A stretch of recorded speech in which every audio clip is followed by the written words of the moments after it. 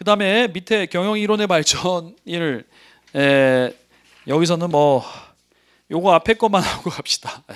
시간이 또 남아서 물론 나중에 이제 연락 보강도 하고 막 길게 하겠지만 보세요. 이제 그 35페이지부터 나오는데 이게 그 산업혁명기의 경영을 한번 보세요. 산업혁명기에 아담 스미스라는 사람이 있었는데 아담 스미스가 그 국부론이라는 책을 썼어요. 이게 1776년에 썼는데 18세기 후반에 유럽은 뭐가 시작됐어요? 산업혁명이죠. 산업혁명기에 경영학이라고 보시면 되는데 이게 아담 스미스가 대학 교수였잖아요. 대학 교수였는데 이 18세기 후반만 해도 영국에도 이런 학교가 공립학교가 없었어요. 그러니까 이제 학교가 없으니까 어떻게 돼? 귀족들은 돈이 많으니까 좀 훌륭한 선생 데려다가 이제 가정에서 교육시키고요. 그다음에 그 평민들은 뭐 교육은 아예 뭐 받을 수가 없었죠. 그렇죠.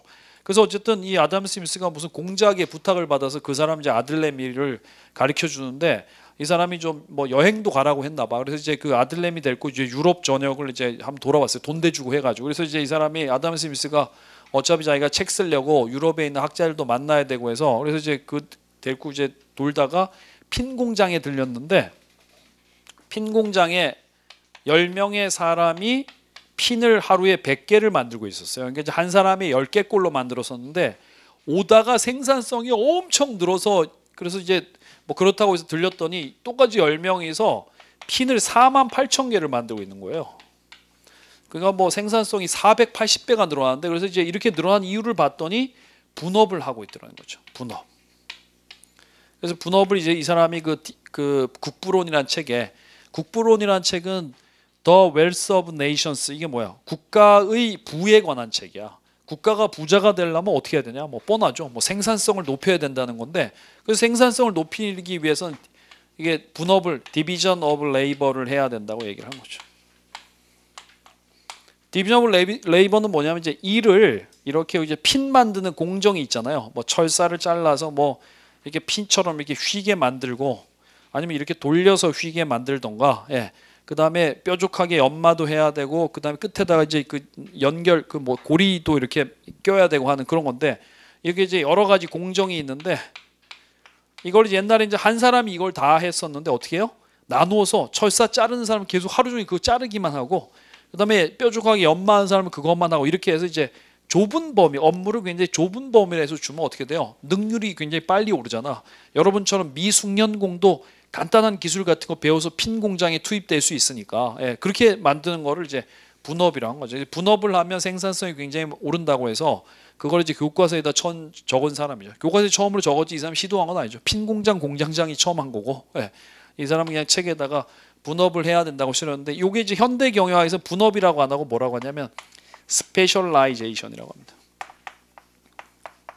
전문화라고 하죠. 전문화. 아까 제가 이제 스페셜리스트 뭐였어요? 굉장히 그 좁은 범위의 일을 잘하는 사람을 스페셜리스트라고 했는데 그래서 그걸 이제 분업은 너무 약간 공장 냄새가 나기 때문에 뭐 사무직에서도 이제 좁은 범위 일을 하는 사람 있잖아요. 그런 걸 우리가 이제 그 스페셜라이제이션 전문화라고 합니다. 그래서 이제 전문화 수준이 높다 이렇게 되면 뭐예요? 아주 좁은 범위의 일을 한다. 전문화 수준이 낮다고 하면 한 가지만 하는 게 아니라 굉장히 좀 폭넓은 범위의 일을 한다라는 거죠. 어쨌든 이 사람은 산업혁명기에 전문화 혹은 분업을 해야 좁은 범위의 일을 하면서 능률을 올려야 생산성이 올라간다고 주장해서 그래서 이제 경영학 용어 중에 그래도 교과서에 실려 있는 거는 뭐 거의 이게 최초라는 거죠. 그렇죠? 네.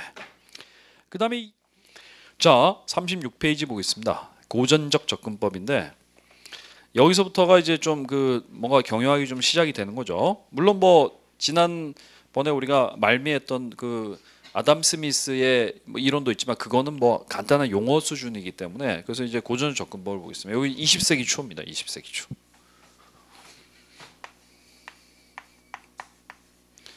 요 미국 이론이 있고요. 그다음에 이제 프랑스 이론이 있고요. 그다음에 독일 이론 이렇게 세 군데가 있습니다. 여기에 해당되는 게 미국 이론이 테일러가 있고요. 프레드릭 윈슬러 테일러, 그다음에 뭐 포드 이런 사람이 있고요. 프랑스는 그 페열. 어저께 우리가 경영 프로세스가 계획, 조직, 지휘, 통제로 가는데 사실 그거는 좀 정리를 한 거고 원래는 계획, 조직, 지휘, 조정, 통제 이렇게 해서 5단계를 처음 얘기한 사람이 이 사람이라고 했어요. 이 사람. 네. 그다음에 이제 독일에는 누구냐면 이제 베버. 이 미국 사람이 이거 발음은 이게 우리는 이제 독일어는 줄 아니까 이 사람이 이제 막스 베버라고 하지만 미국 사람들이 이거 베이버라고 해. 베이버. 발음을 베이버라고 해. 그 걔네는 굉장히 특이해. 예, 그 언어의 사회성이 있으니까 걔네는 라스베가스도 라스베이거스라고 해요.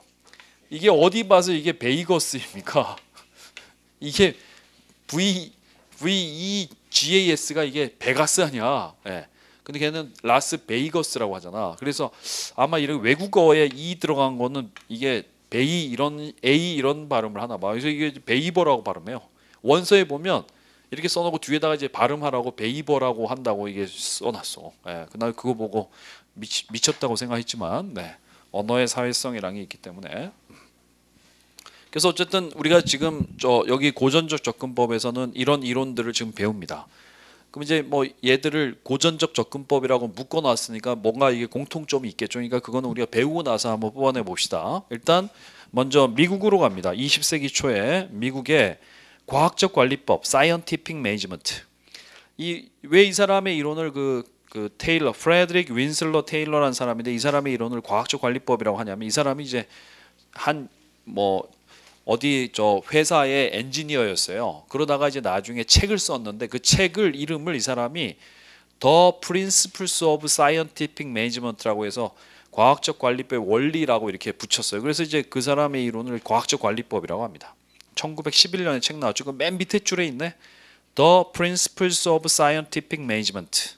이게 1911년에 나온 책 이름이 그 책 이름에서 따서 이제 이 사람 이름을 과학적 관리법이라고 하는데 이 사람 이론을 이해하는데 제일 중요한 건 이 사람의 종교입니다. 이 사람이 퀘이커 교도입니다. 퀘이커 교도. 퀘이커 교도가 뭐냐면 청교도의 일파인데 이게 여러분 퀘이크가 이게 뭐 불을 떨리는 걸 이제 earthquake 그게 이제 지진이잖아요. 그러니까 퀘이커 교도가 이게 기도를 하다가 뭔가 이렇게 좀 글쎄요 성령이 충만해지고 뭐 이렇게 되면 막 몸을 막 불을 떨면서 이렇게 기도를 해서 그래서 이제 그쪽 종파를 보통 사람들이 퀘이커 교도라고 한대요. 그래서 이제 이 퀘이커 교도인데 이 사람이 그러니까 쉽게 말하면 청교도의 일파예요. 그럼 청교도 윤리가 뭡니까, 여러분? 청교도 윤리 뭐 성실근면 뭐 이런 거가 이제 청교도 윤리죠. 그러니까 이제 이 사람이 굉장히 성실근면한 그런 배경에서 자라난 사람이야. 그렇죠? 그래서 이 사람이 뭐 학교 다닐 때도 공부를 잘했나 봐요. 그래서 이 사람이 하버드 대학에 입학을 합니다. 근데 입학하자마자 무슨 이유인지 몰라도 이게 좀 시력이 많이 떨어졌나 봐요. 그래서 이제 도저히 공부를 할 수 없는 그런 상황이어서 학교를 그만두고 퀘이커 교도가 학교 그만두고 집에서 놉니까? 아니면 일합니까? 일을 했겠죠. 그래서 이제 몰라 시력이 돌아왔는지 모르겠지만 어쨌든 그래서 필라델피아에 있는 미드베일 스틸 컴퍼니라는 그 철강 회사에 취직을 합니다. 그래서 취직을 해서 이 사람이 거기서 농땡이 쳤을까 열심히 일했을까요? 열심히 일했겠죠. 그래서 이제 초고속 승진을 합니다. 초고속 승진해서 관리자가 되어서 보니까 여기 있는 우리 회사 일하는 사람들이 좀 애매해. 열심히 하는 것 같긴, 막 이게 열심히 하는 것 같기도 한데 성과는 그렇게 높은 것 같지가 않고, 왜냐하면 이제 이 퀘이커 교도 성실근면한 사람 눈으로 보기에는 이게 굉장히 좀 자기하고는 차이가 굉장히 많이 나게 보일 수가 있는 거죠. 그래서 이제 이 사람이 사실 20세기 초에 미국의 산업계의 제일 문제가 이게 근로자들의 조직적 태업이었어요. 이걸 이제 조직적 태업을 우리가 이제 영어로 솔저링이라고 하는데, 솔저링. 왜 군인에다 ing를 붙였는지 모르겠어요. 어쨌든 이제 조직적 태업이라는 것은 전부 다 짜고 느슨하게 일하는 거. 한 명만 느슨하게 일하면 바로 티가 나겠지만 전부 다 좀 이렇게 알지 니네 이렇게 해서 좀 이렇게 전부 다 느슨하게 일을 한 거야. 그러니까 이제 티가 안 나는 그런 상황이 있어요. 그러니까 이제 생산성이 굉장히 낮았죠. 근데 이제 그 상황에 테일러가 있었던 거는 뭐 진짜 완전 이 조직적 태업을 완전 해소할 수 있는 계기인 거죠. 이 사람 눈에는 굉장히 좀 비합리적으로 보였을 거 아니에요. 그래서 이제 이 사람이 이런 조직적 태업을 없애려고 어떻게 했냐면, 보세요. 이 사람이 37페이지에 보시면